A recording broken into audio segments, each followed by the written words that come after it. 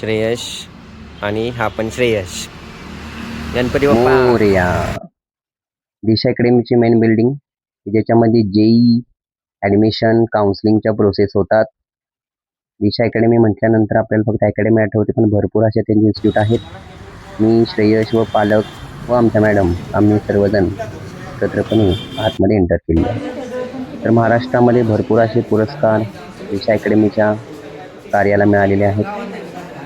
शिक्षकांची तिथं भेट घेतल्यानंतर मी एका विद्यार्थ्याची गाठ घेतली व त्याच्याकडून त्याचा अनुभव जाणून घेतला. आम्ही तिथं पोहोचण्याच्या आधीच दहिवडीचे पालक तिथं होते, त्यांची भेट माझी झाली. श्री अमोल गुजर साहेब. कोणत्याही अकॅडमीचा रिझल्ट हा विद्यार्थ्यांचं कष्ट आणि शिक्षकांचा परिश्रम यावरती ठरत असतो. जसा की हा सुद्धा रिझल्ट खूपच चांगला इथं आपल्याला बघायला मिळतो. विद्यार्थ्यांच्या शंकांचे निरसन होणं अत्यंत महत्त्वाचं आहे. फिजिक्सचे डाऊट सेशन सुरू आहेत. त्याच प्रकारे इथं केमिस्ट्री आणि मॅथ्सचे सुद्धा डाऊट सेशन सुरू असतात वेगवेगळ्या डिपार्टमेंटमध्ये. USA ओलंपियाड हा उपक्रम श्री डॉक्टर नितीन कदम सरांना खूपच आवडला आणि भावला. त्यांनी या उपक्रमासाठी मनापासून शुभेच्छा दिल्या. त्यासाठी त्यांचे धन्यवाद. मेन बिल्डिंगमध्ये असणारे काही क्लासेस क्लासरूम आपण बघत आहोत. अजून एक क्लासरूम आहे की ज्याच्यामध्ये विद्यार्थी सेल्फ स्टडी करत बसलेला आहे. 12वीचा मुलगा आहे आणि प्रिपरेशन करतोय. त्याच्याकडे टॅब आहे. त्या टॅबमध्ये फक्त DPP आहेत आणि क्वेश्चन पेपर्स आहेत जे विद्यार्थ्याला अभ्यासाला उपयोगी ठरतात. विस्तृत चर्चा त्याच्याशी झाली.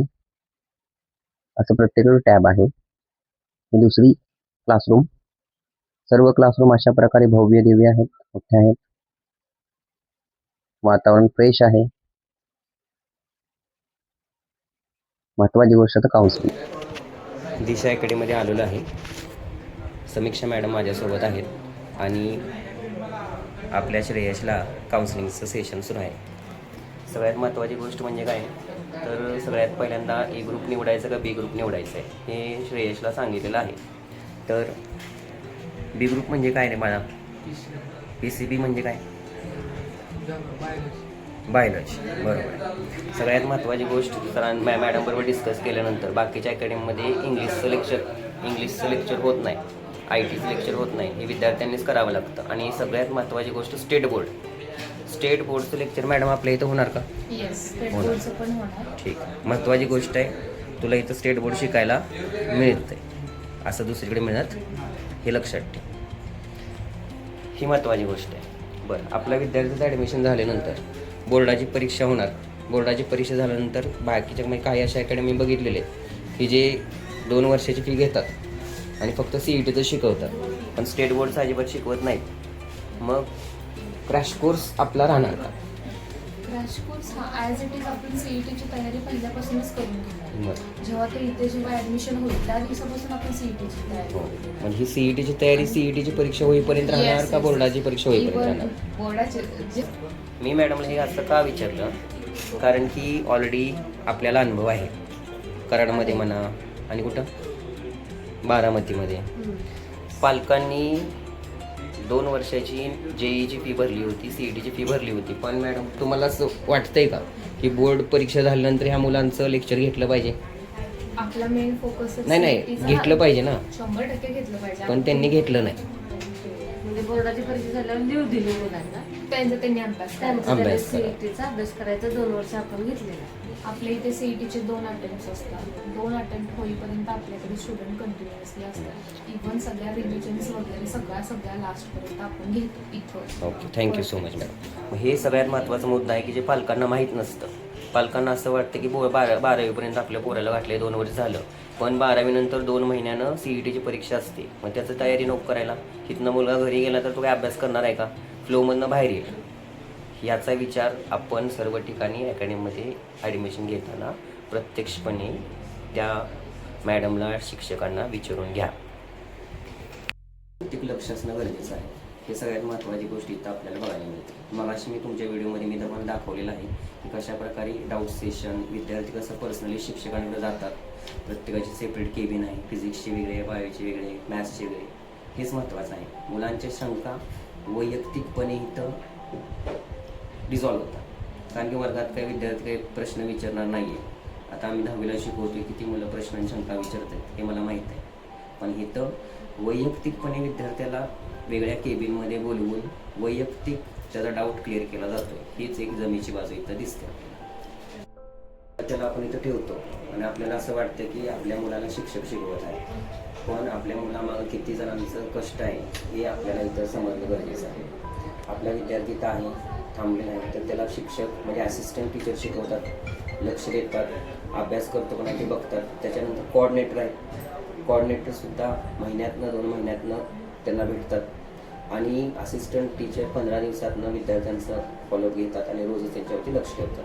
त्याच्यानंतर फॅकल्टी ओव्हरऑल पूर्ण रिपोर्ट विद्यार्थ्याचा बनवते आणि त्याच्यामध्ये त्याच्यावरती अभ्यासासंदर्भामध्ये त्याचा पेरेंट्ससोबत कॉन्टॅक्ट ठेवतात आणि सगळं झाल्यानंतर सगळ्यांवरती लक्ष ठेवतात. ते म्हणजे डायरेक्टर जातीनं ते 100% आपल्या विद्यार्थ्याला कुठं काही कमी पडत नाही ना, मुलांचे काही डाऊट्स आहेत का, हे सगळं त्या शंकेचे निरसन स्वतः करतात. म्हणजे डायरेक्टर, परत फॅकल्टी, कोऑर्डिनेटर आणि असिस्टंट टीचर. गोष्ट आहे की आपण आपल्या मुलाला 2 वर्ष बाहेर ठेवणार आहे म्हणजे त्याला खायला व्यवस्थित पाहिजे, मेन मुद्दा. आणि दुसरा मुद्दा, राहणं व्यवस्थित पाहिजे. तर इथं आपण दिशा अन्नपूर्णा मेसमध्ये त्यांचं भोजन वेळापत्रक कसं आहे काय हे तर आपल्याला इथं बघायला मिळते. आणि मी मागच्या आठवड्यात येऊन गेलेलो आहे रविवारी, त्यावेळेस मला इथं जे लिहिलेलं आहे तेच मला इथं जेवण करायला मिळालेलं आहे आणि जेवण खूप चांगलं आहे. ॲक्च्युली आपण म्हणजे एक वेब कॅमेराची लिंक आहे ती आपण पॅरेंट्सपर्यंत पोहोचवतो. म्हणजे क्लासमध्ये आहे तो प्रेझेंट आहे का, जरी क्लासमध्ये बसला तर त्याचं लक्ष आहे या सगळ्या गोष्टी घरी बसून बघू शकतात. ठीक आहे. तर मी नेहमी पालकांना सांगत असतो की आपल्या विद्यार्थ्याचा कल, आपल्या मुलांची क्षमता ही आधी तुम्ही बघा, मुलाला तर समजले पाहिजे.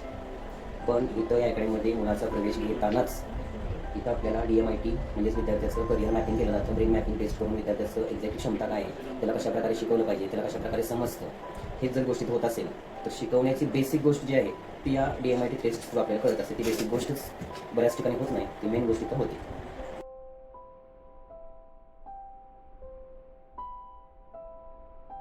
सर काय सिद्धिविनायक साडी सेंटरबद्दल सांगतायत, तसं नाही आहे. महत्त्वाची गोष्ट आहे, अफजल खानाचा वाडा आहे हा. ज्यावेळेस वाईमध्ये अफजल खान आला होता ना, त्यावेळेस त्याचा सगळा कारभार वाईत नाही तर चालायचा. आता फक्त त्याचं एंट्री गेट राहिलेलं आहे, ऐतिहासिक वास्तू आहे. आणि पुढं प्रतापगडाव काय झालं हे काय तुम्हाला सांगायची गरज नाही.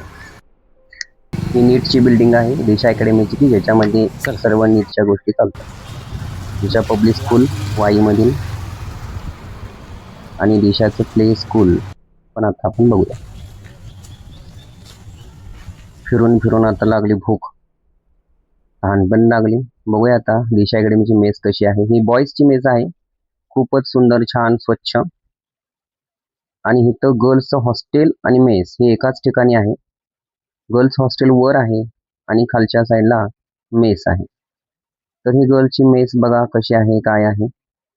आता आम्ही जेवणार आहोत, भूक खूप लागलेली आहे दिवसभर. बघूया अकॅडमीमध्ये मेसचं जेवण एक्झॅक्टली ते कसं आहे. फुलके बघा, एकदम छान फुलके आहेत.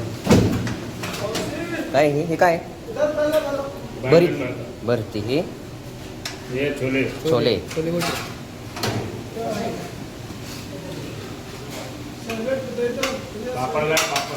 तुम्ही कुठून आप कहाँ से?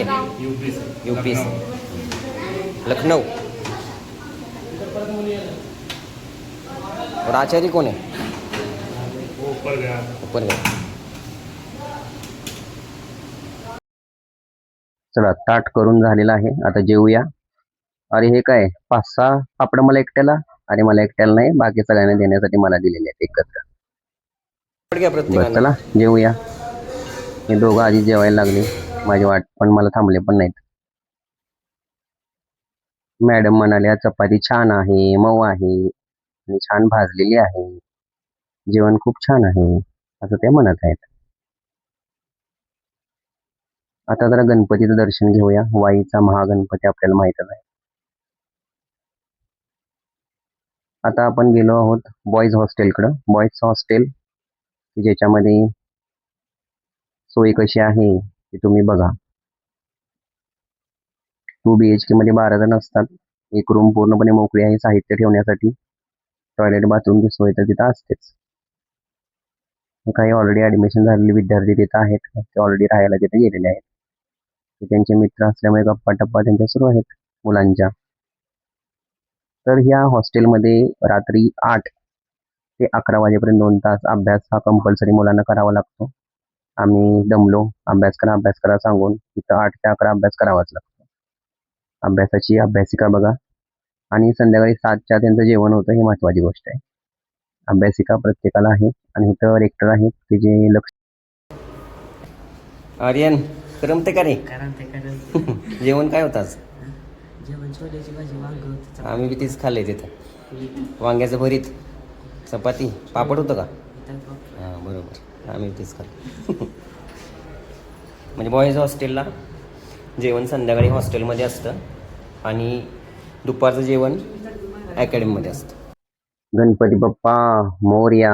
आमच्या पण आयुष्याला चांगली अशी दिशा दे. धन्यवाद.